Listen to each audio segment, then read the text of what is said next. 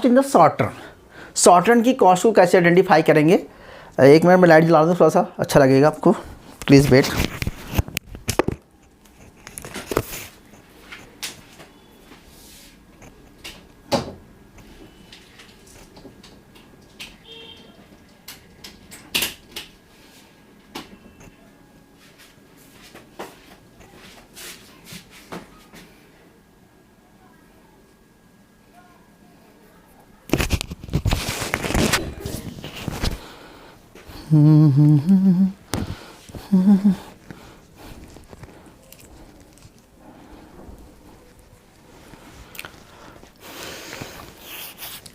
So class देखो, cost in the short term. अब हम शॉर्ट टर्म की बात करते हैं जिसमें हम कॉस्ट को जो है आइडेंटिफाई करेंगे। हमने शॉर्ट टर्म प्रोडक्शन फंक्शन पढ़ा जिसमें से हमने एवरेज प्रोडक्शन और मार्जिनल प्रोडक्शन निकाला, ठीक है। अब हम कॉस्ट पढ़ेंगे क्लास। कॉस्ट में भी हमने एवरेज कॉस्ट और मार्जिनल कॉस्ट आइडेंटिफाई करेंगे, लेकिन इस शॉर्ट टर्म की बात कर रहे हैं। हमने अभी तक लॉन्ग रन पढ़ा था जहाँ पर हम दोनों वेरिएबल चेंज किए थे।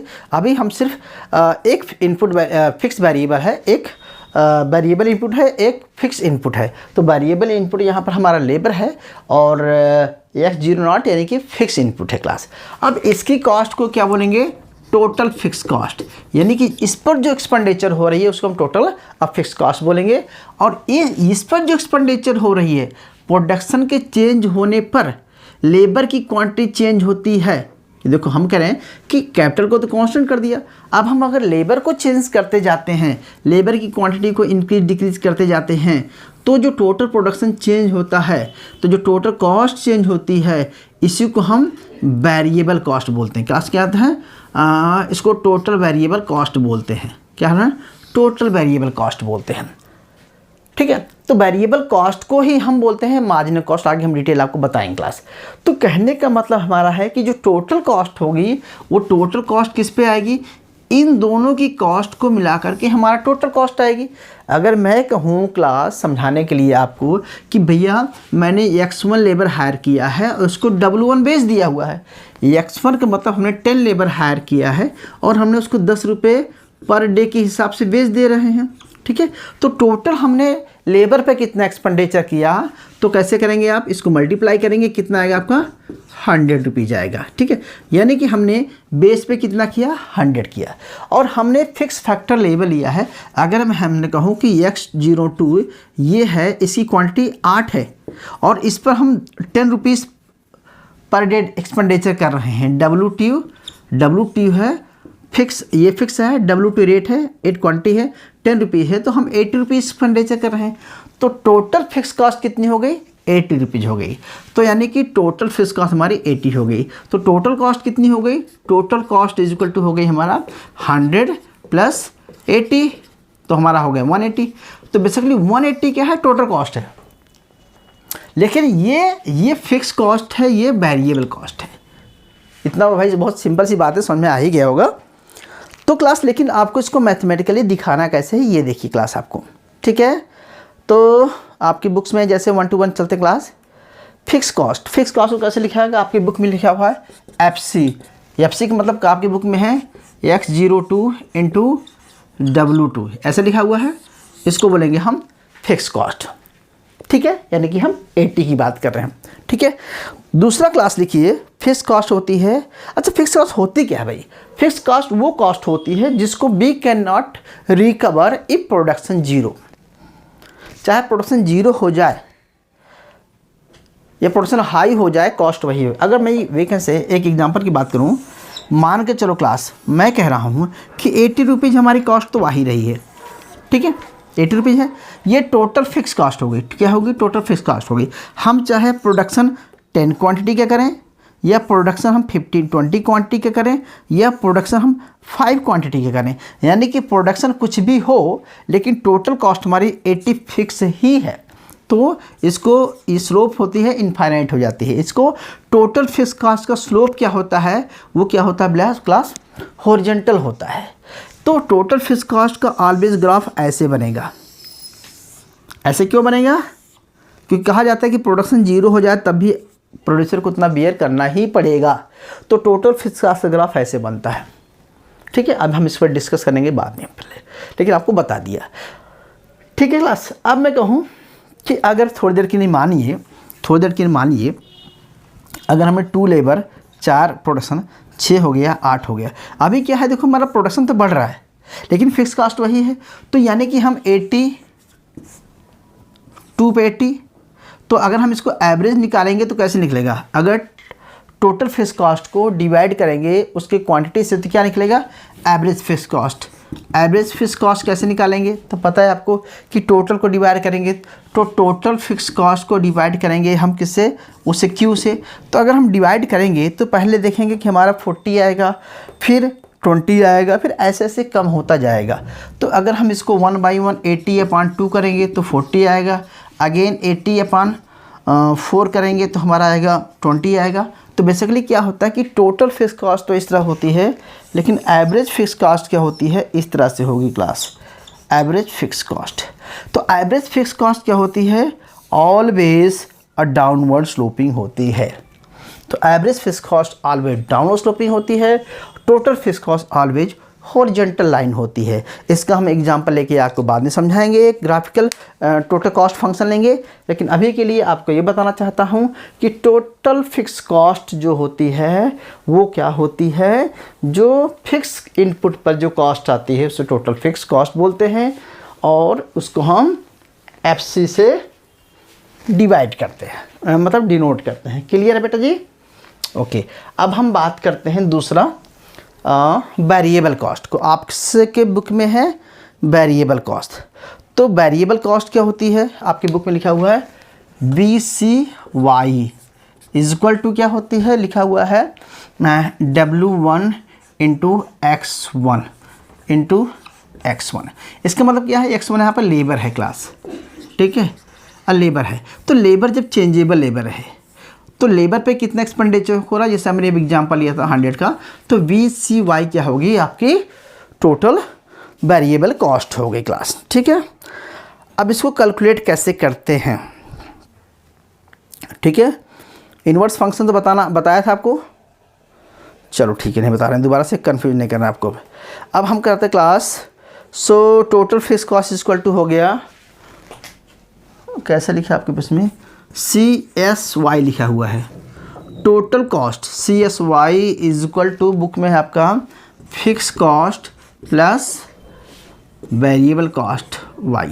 क्लास देखो ब्रैकेट में Y क्यों लगाया गया, मेरी समझ नहीं आया, आपको समझ आया? इसलिए लगाया गया है कि ये Y जब वैरी करेगा तो ये BC भी वेरिएबल कॉस्ट भी वैरी करेगी। अगर Y 0 रहेगा तो ये 0 हो जाएगा, लेकिन ये Y कुछ भी ना रहे लेकिन फिक्स कॉस्ट तो फिक्स रहेगी, ठीक है। मेरी बात समझ में बेटा? तो बेसिकली आपका ये टोटल फिक्स कॉस्ट हो गया, ठीक है। इसको हम ऐसे लिख देंगे शॉर्टकट में, total cost is equal to क्या, total fix cost plus total variable cost, ऐसे लिख सकते हैं सिंपल तरीके से। क्लियर भाई? अच्छा, अगर आपको क्लास एवरेज टोटल कॉस्ट निकालना हो तो, ठीक है, एवरेज निकालना तो कैसे करेंगे, तो क्या करेंगे, इसी को आप टोटल जो है क्वांटिटी से क्या करेंगे, आप डिवाइड कर देते हैं। टोटल क्वांटिटी से, टोटल प्रोडक्शन से, टोटल या Y से आप क्या करेंगे, डिवाइड कर देंगे, ठीक है। तो हम इसको Q ही लिखते हैं, Y लिखते हैं, इसको डिवाइड कर दिया, या Q लिखते हैं, चलो यार थोड़ा सा Q आसान रहता है। तो ये एवरेज कॉस्ट हो गई। अब इसको ऐसे लिख देंगे, इसको अगर पूरे को होल इक्वेशन को हम Q से डिवाइड कर देते हैं, ठीक है, तो क्या निकलेगा, ये निकलेगा AFC, और ये क्या निकलेगा ABC, और ये क्या निकलेगा ATC। तो average total cost is equal to average fix cost plus average variable cost, ठीक है। ये भी क्लियर हुआ? तो आपको 3 चीज़ें बताया क्लास, हम ग्राफिकल बाद में करेंगे, आपको मैंने समझाने के लिए आपको एग्जांपल लिया था, ठीक है। अभी हम एक न्यूमेरिकल फंक्शन लेकर के आपको दिखाएंगे कि कैसे कैसे ड्रा करते हैं और उसका शेप कैसे होगा, लेकिन अभी के लिए आपको ये समझना है कि फ़िक्स कॉस्ट और एवरेज फिक्स कॉस्ट कैसे निकालते हैं, ठीक है। क्लियर हुआ भाई? ओके, चलो मैं एक एग्जांपल लेता हूँ आपके लिए, बहुत इजी सा। एक प्रोडक्शन फंक्शन में लेते हैं, चलिए मिटा रहा हूँ।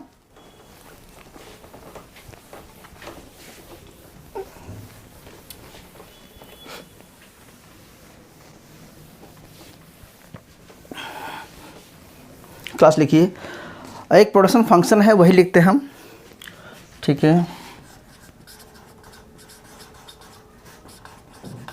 प्रोडक्शन फंक्शन इजकल टू कौन लिखेंगे, कॉप डगलस लिया है, y equal to function of x1 या y, इसको फंक्शन लिखते हैं x1 0.5 x02 0.5, ये क्या हो गया मेरा कॉप डगलस प्रोडक्शन फंक्शन है।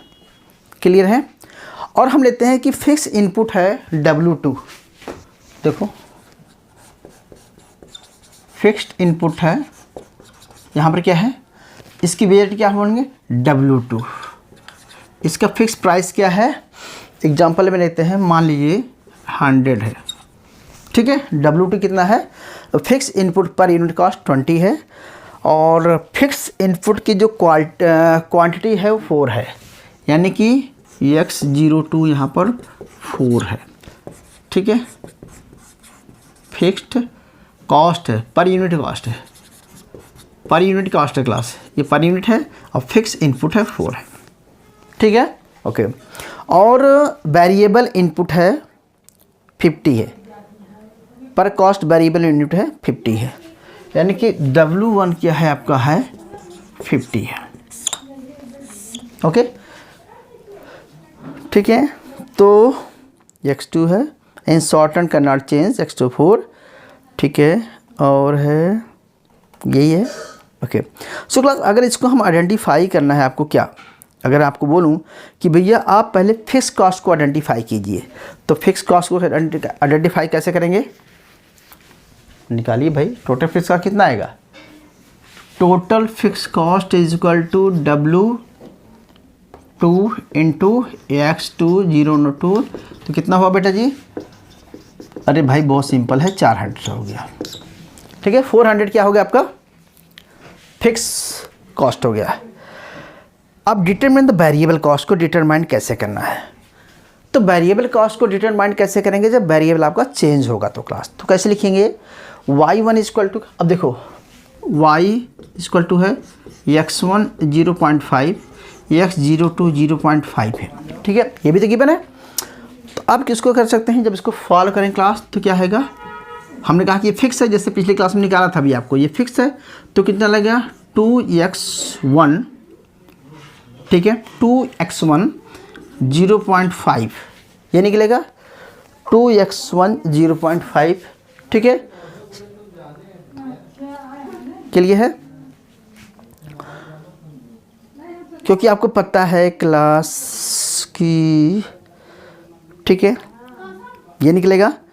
सो वो 0 सिंस, क्योंकि आपको देखो ऐसा क्यों निकला क्लास, देखो 2 कहाँ से आया, आप बोलोगे सर 2 कहाँ से आया, तो बेसिकली 2 इसलिए आया कि जो 0.45 है, अगर इसकी जगह पे 0.45 जब 4 रखेंगे तो कितना निकलेगा, 2 निकलेगा, 2 ही आएगा, ठीक है। अब जब 2 आएगा तो 2 को आगे क्या करेंगे, मल्टीप्लाई कर देंगे, 2 इंटू x1 0.5, तो ये आपका ये आपका क्या बन गया, फंक्शन बन गया क्लास, क्या बन गया आपका ये टोटल फंक्शन बन गया, ठीक है, ओके। तो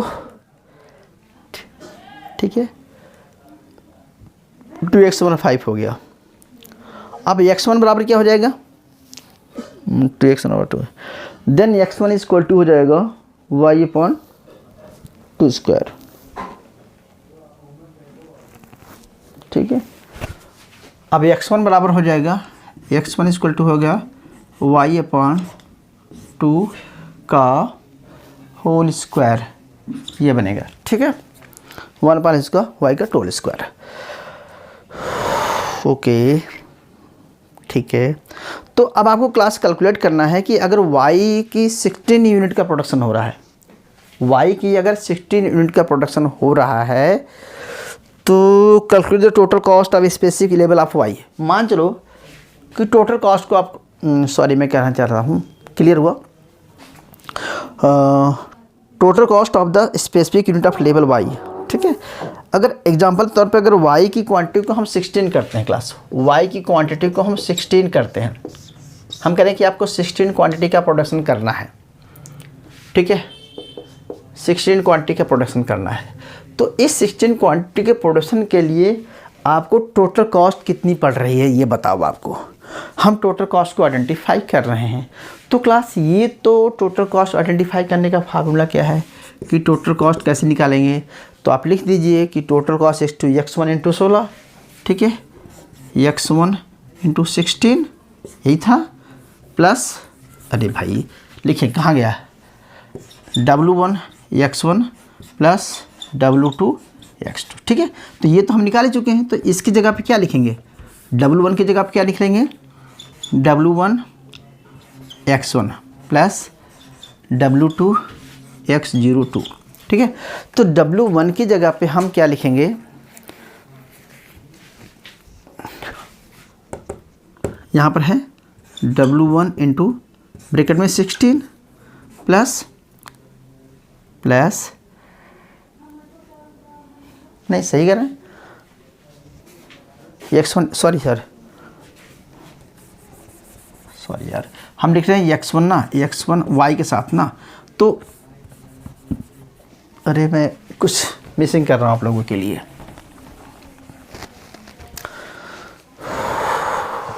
कैलकुलेट कीजिए, तो x1 इंटू 16, तो x1 y के साथ कितना लगेगा, तो x1 और 16 तो गिवन है y। अब x1 की जगह पर हम क्या लिख सकते हैं, y/2 स्क्वायर इंटू 16 ये लिखेंगे।